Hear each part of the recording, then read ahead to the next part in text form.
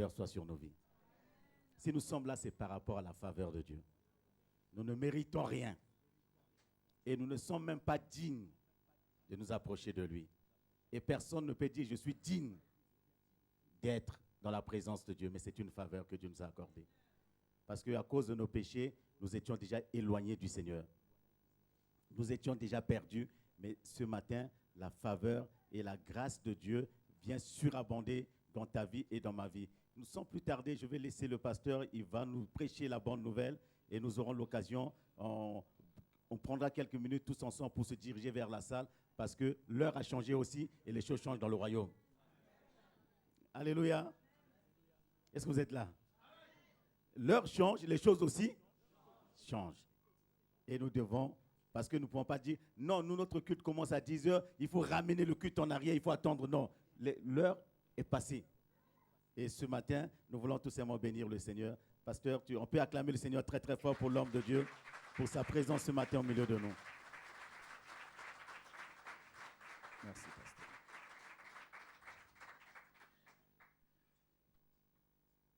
Notre Père, nous voulons une fois de plus t'apprécier parce que tu as fait et tu continues à faire au milieu de nous des choses extraordinaires. Tu nous as bénis de toutes sortes de bénédictions. Tu nous as élevés, tu nous as établis. Tu as confondu l'adversaire. Voici encore une nouvelle semaine, une semaine pleine de grâce. En début de la peur, du doute, de l'inquiétude, de l'incertitude, nous avançons. Nous avançons parce que tu avances avec nous. Ta parole nous précède. Ton onction est sur nous. Ta grâce est répandue partout. Nous foulons les plantes de nos pieds. Nous déclarons pour cette semaine que la terre de la France nous sera favorable. Là où nous nous présenterons, nous serons acceptés. Et rien ne va nous arrêter sur le chemin de la gloire que tu as ouvert devant nous. Tout est possible. Merci Dieu Tout-Puissant. Nous t'élevons dans ta majesté et nous voulons te recevoir en ce lieu par les acclamations, car nos mains ce matin t'acclament, t'adorent, t'élèvent, t'exaltent, te bénissent et rendent gloire au royaume présent, car nous avons l'assistance des anges et nous avons le nom de Jésus qui est puissant et précieux. Car nous déclarons Jésus en ce lieu, nous déclarons Jésus dans cette semaine, nous déclarons Jésus en tout ce que tu nous appelles à faire et à accomplir. Merci Seigneur. Je vais entendre un champion dire merci Seigneur. Merci, Seigneur. Je vais entendre un élu dire merci Seigneur. Merci, Seigneur. Dis à la personne qui est à côté de toi, je suis très content de te voir ce matin. Dis, tu fais la fierté du royaume. Alléluia. Est-ce qu'il sait qu'il fait la fierté du royaume? Bienvenue en ce lieu, bienvenue dans ce grand temple, bienvenue dans cette assemblée des saints. Bienvenue, toi qui es nouveau au milieu de nous. Nous sommes dans une église bénie où Dieu est présent. Nous sommes assistés par le Saint-Esprit. Et il nous conduit, il nous oriente. Nous avons quelque chose de puissant, le nom de Jésus. Et par ce nom, nous voulons ensemble naviguer vers le royaume. Car aujourd'hui, nous sommes venus pour recevoir, donner, honorer, exalter et exécuter les ordres de notre roi. Nous ne sommes pas seuls, il est avec nous. J'aimerais que nous ouvrons nos Bibles dans le livre de 1 Pierre au chapitre 1 à partir du verset 3. Je vais introduire le message de ce matin que j'ai intitulé « Le résultat de la mort de Jésus ». Le résultat de la mort de Jésus. Ce qu'il a fait, ce qu'il te recommande de faire, ce que tu es appelé à faire, ta participation dans les choses du royaume, ton engagement, les attentes de Dieu par rapport à l'ordre donné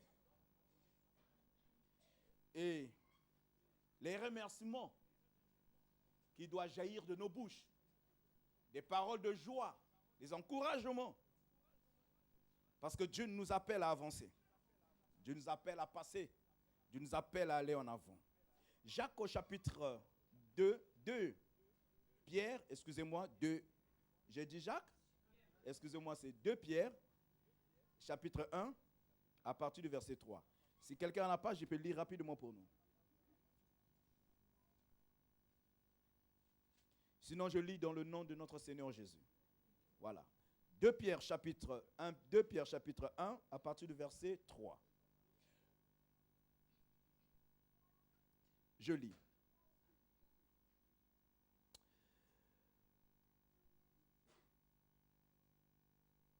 Les suivant dans leur dissolution et la voie de la vérité,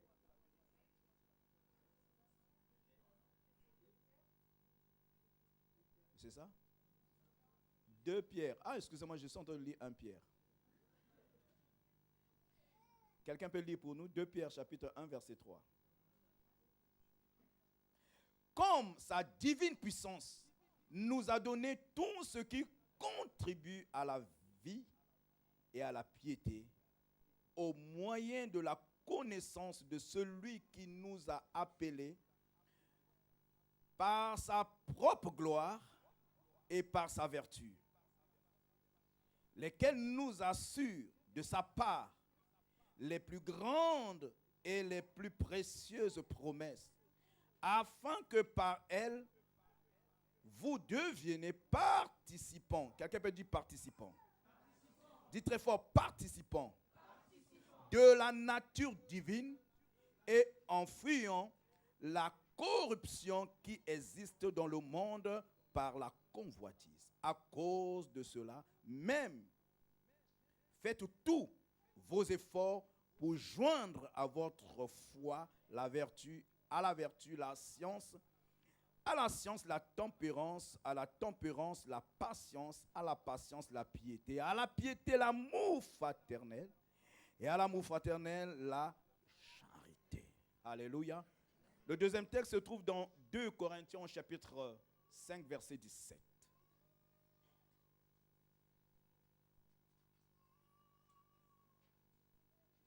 Quelqu'un peut lire pour nous alors? 2 Corinthiens 5, verset 17.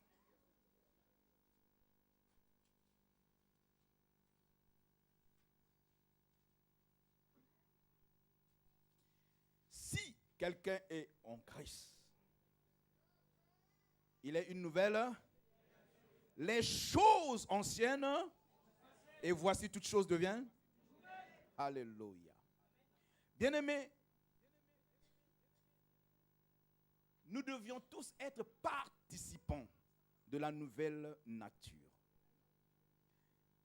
Nous devons tous être participants de la nouvelle nature. Pourquoi? Parce que Jésus a fait de nous co-héritiers avec lui. Nous sommes appelés à expérimenter cette nouvelle nature. La nouvelle nature, c'est cette nature qui nous amène à être comme Christ. C'est cette nature qui nous amène à manifester la vie de Christ en nous. La Bible dit, Christ en nous, l'expérience de la gloire. Et il nous dit encore que ce n'est plus nous, mais c'est Christ qui vit sa vie en nous. La nouvelle nature vient et remplace l'ancienne nature. La nature charnelle pour la nature en Christ Jésus. Quand nous sommes nés comme des hommes ordinaires. Mais la nouvelle nature fait de nous des hommes surnaturels. La Bible dit dans 2 Corinthiens chapitre 5 verset 17, si. Donc ça veut dire qu'il y a des gens qui ne sont pas en Christ. qui font partie du peuple, des peuples du monde. Mais si cette personne est en Christ, cette personne est une nouvelle créature. Il ne s'agit pas d'une promesse. C'est quelque chose d'établi.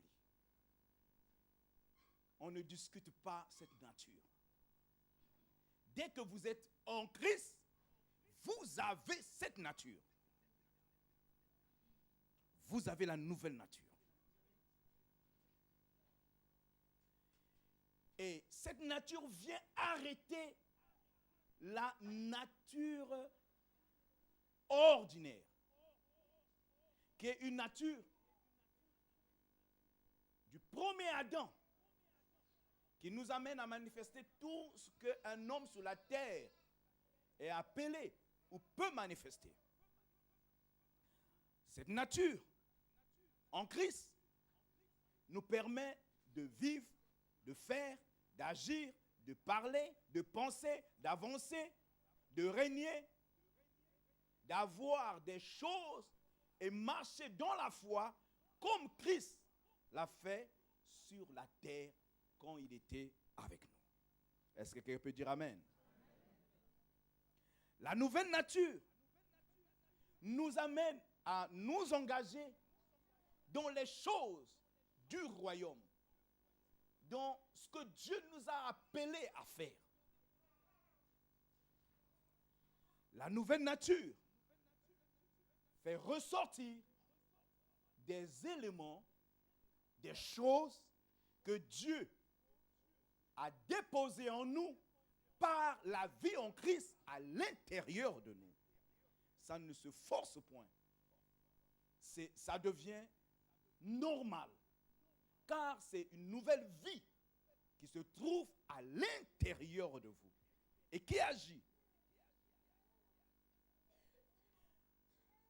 La Bible dit, il n'y aura point de stériles dans ma maison. Maintenant, la question que je nous pose, c'est de savoir, est-ce qu'il y a des stériles dans la maison de Dieu? Je dis oui. Il y a des stériles dans la maison de Dieu. Au fait, la Bible ne dit pas qu'il n'y aura pas de stériles. Mais la Bible dit, tu n'es pas stérile. Est-ce que quelqu'un comprend la différence? Est-ce qu'il y a des stériles dans la maison de Dieu? Oui. Est-ce qu'il y a des femmes stériles dans la maison de Dieu? Oui. Est-ce qu'il y a des hommes stériles dans la maison de Dieu? Ah, vous me regardez comme si ce n'est pas vrai. Il n'y a pas de stériles dans la maison de Dieu? Si. La Bible ne nous dit pas qu'il n'y aura pas de stériles. Non, non, non, non, non. Mais la Bible dit, tu n'es pas stérile. Tu comprends maintenant? Tu n'es pas stérile. Il y a une grande différence. Accepter et être stérile et recevoir de Dieu que tu n'es pas ce que tu penses être. Voilà ce que la Bible nous enseigne. Tu n'es pas stérile. Est-ce que quelqu'un peut dire, je ne suis pas stérile? Est-ce que tu peux te dire à toi-même, je ne suis pas stérile? Vous savez, cette chose se manifeste sous différentes formes. Il y a des personnes qui sont stériles au niveau de leur corps. Hein? Une femme ou un homme. Mais la stérilité ne se limite pas seulement dans le corps humain. C'est aussi sur plusieurs formes. Sur la forme économique, morale, sociale, relationnelle. Sur plusieurs formes. Là où il doit avoir production. S'il n'y a pas production, on parle de la stérilité. Et Dieu dit, toi, tu n'es pas stérile. C'est une chose qui m'a aidé dans ce que Dieu m'a appelé à faire. Je ne suis pas stérile. Ce que je touche se multiplie. Ce que je dis arrive. Ce que je vois, je le possède. Ce que je dis arrive et tout ce que j'embrasse se multiplie. Je ne suis pas stérile.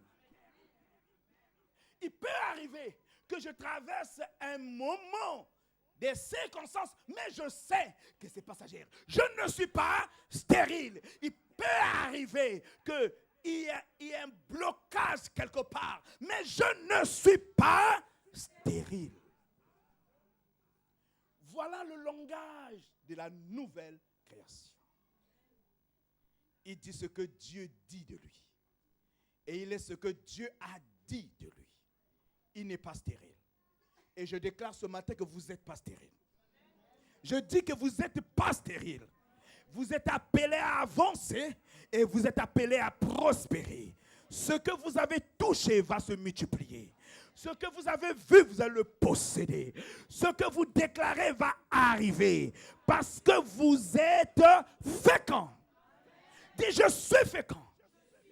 Dis encore très fort, je suis fécond. Au nom de Jésus. Bien-aimés, cette nouvelle vie nous amène à produire des choses de Dieu. Parce que la vie que vous avez maintenant a été remplacée par cette vie et vous permet d'être au-dessus des obstacles. La Bible n'est pas juste un, comment dirais-je, un code moral ou encore un code de conduite. Mais la Bible est plus qu'un code de conduite. Ce qui fait que nous sommes bloqués quelque part parce que nous avons le regard de la Bible comme un code de conduite. Bon, je prends le cas de ceux qui ont fait le code pour conduire une voiture, n'est-ce pas? Et une fois, vous faites une faute, on vous arrête et ensuite, on vous verbalise et vous devez payer. Il y a 2 jours, j'étais avec les enfants et ils n'ont pas attaché leur ceinture. Et le policier m'a arrêté et il m'a verbalisé. Et il m'a dit, vous allez payer, au lieu de 2 enfants, vous allez payer un enfant, mais c'est 90 €. Ça m'a fait mal. 90 € à cause de la ceinture. Et voilà. Vous faites un péché, comme la Bible, c'est votre code de conduite. Vous avez mal dans le cœur. Vous culpabilisez, vous êtes aigri et vous dites, aussi longtemps que je n'ai pas payé cette faute, rien ne va aller dans ma vie. N'est-ce pas? C'est comme ça qu'on se conduit. Pourquoi? Parce que la Bible est un code moral, code spirituel. C'est comme ça qu'on voit. Mais je vous dis, la Bible n'est pas seulement un code spirituel. J'ai entendu quelqu'un dire que la Bible est un album. J'ai dit quoi? Il dit la Bible c'est un album. Un album de photos où vous devez vous voir à l'intérieur. Vous devez vous voir à l'intérieur. Vous ouvrez la Bible, vous dites waouh, c'est moi ça? Waouh, mais c'est moi. Mais c'est mon image. Mais c'est moi ça. Et vous avez même le goût. Vous savez, quand vous faites votre album, vous avez le goût de voir vous sur l'album et de voir les personnes qui se trouvent dans cet album. Vous faites, vous dites, waouh, mais il était beau ici. Oh, mais là, oh, mais c'est moi ça. Et quand la Bible devient un album pour vous, vous avez le plaisir.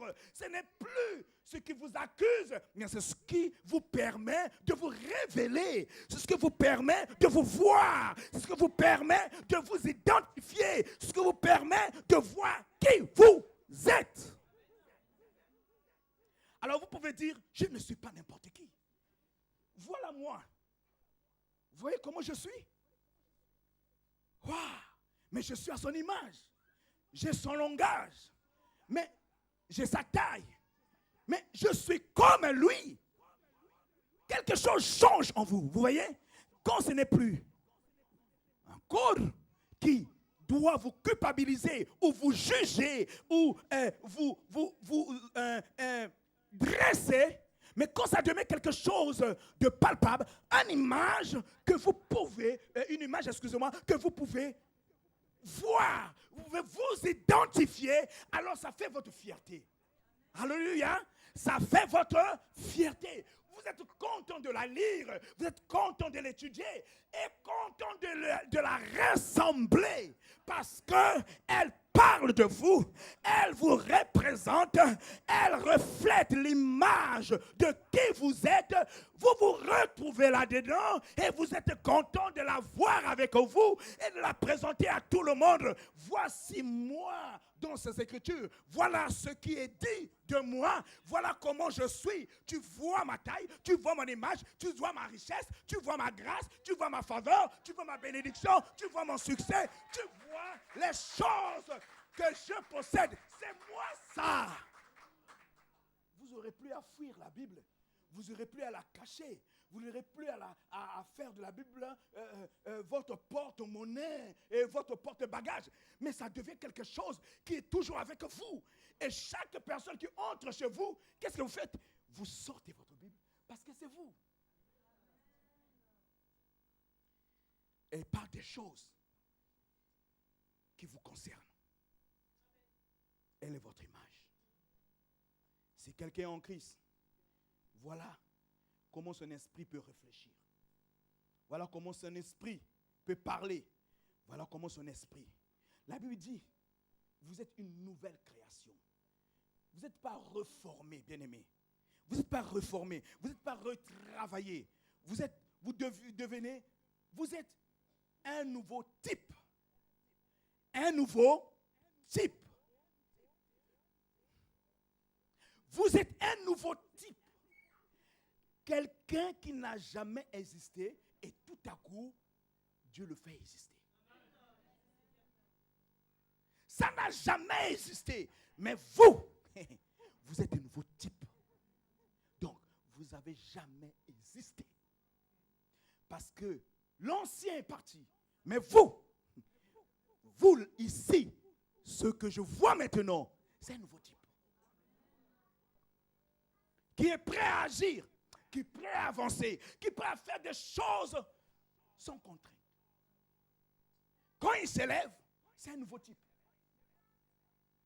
Il ne fait que avancer. Quelque chose en lui dit, c'est possible. C'est possible. C'est possible. Il n'y a plus les influences négatives. Parce que c'est un nouveau type.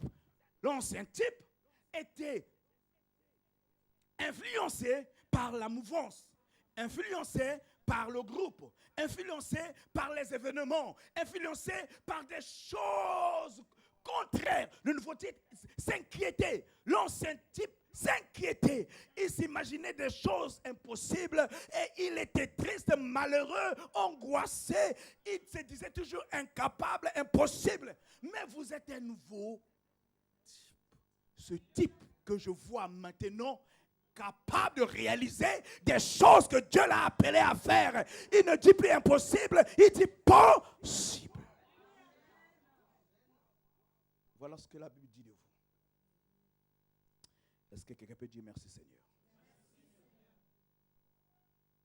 Bien-aimé, quelque chose s'est passé autrefois. La Bible dit que Jésus est mort et il est ressuscité. Mais en lisant les Écritures, je me suis rendu compte qu'il est mort. Mais on m'a appris longtemps que Jésus est mort pour les chrétiens. Mais je découvre que Jésus n'est pas mort pour les chrétiens. En fait, Jésus est mort pour tout le monde. Ça, c'est vrai. Jésus est mort pour les bouddhistes, les hindouistes, pour toutes les religions, tout le monde, tous ceux qui existent. Jésus est mort pour eux. Et Jésus est le sauveur de tous ceux qui sont morts pour eux.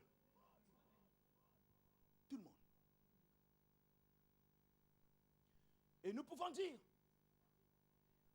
Jésus est mon sauveur. Jésus est mort pour moi. Oui. Mais Jésus n'est pas mort pour les chrétiens. Ah oui, Jésus n'est pas mort pour le chrétien. Alors tu vas te poser la question, qui est le chrétien? Si le chrétien c'était celui que Jésus était mort sur la croix, bien aimé, tout le monde devait se convertir. Le chrétien est le résultat de la mort de Jésus. Le chrétien est le résultat de la mort de Jésus. Jésus est mort pour tout le monde, mais le chrétien est le résultat. Parce que, après cette mort, il y a eu quelque chose. Vous savez que le premier Adam, on l'a trouvé dans un jardin. Jésus, la Bible dit qu'il a été enterré dans un jardin. Et la Bible nous dit encore qu'il a été ressuscité. On l'a trouvé dans un jardin. Donc ça veut dire qu'il y a eu 2 jardins. Le premier jardin, c'était le premier Adam. Et ce jardin avait tout ce qu'il faut. Le deuxième jardin, c'est le jardin où Jésus a ressuscité. Et c'est dans le deuxième jardin qu'on trouve le chrétien. Le chrétien est le résultat de la résurrection. C'est celui que Jésus est ressuscité avec. Quand Jésus est ressuscité, il est ressuscité parce que la Bible dit, si quelqu'un est en Christ, si tu reçois Jésus comme Seigneur et Sauveur, tu es sauvé. Ce n'est pas Jésus avant la mort, mais c'est Jésus après sa mort et sa résurrection. C'est pour cela que je vais te dire ce matin que ta vie ne commence pas à la croix. Non. La croix était le lieu où tout le monde est mort. Tout le monde est mort à la croix. Mais ta vie avec le Christ commence à sa résurrection. C'est là où toi tu es. À la résurrection. Maintenant que tu sais que le chrétien est le résultat de la résurrection, et tu l'es, je le crois, il y a des obligations. Il y a des choses que Dieu t'appelle. Parce que vous voyez la différence. C'est pour cela, je ne peux pas comprendre que tu es le résultat de la résurrection et celui que Jésus est mort, bien que vivant physiquement, mais aussi longtemps qu'il n'est pas ressuscité dans le deuxième jardin, il ne peut pas avoir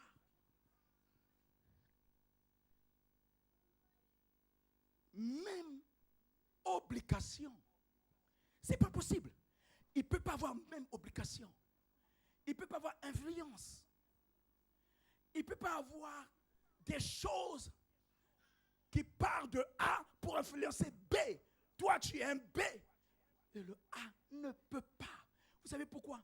Parce que quelque part, tu es celui que Dieu compte dessus. Tu es celui que Dieu a épaulé. Tu es celui que Dieu dit, j'ai ma fille, j'ai mon fils là-bas qui me représente. Il est mon image. Il fait exactement. Jésus a dit, je ne fais que ce que j'ai vu.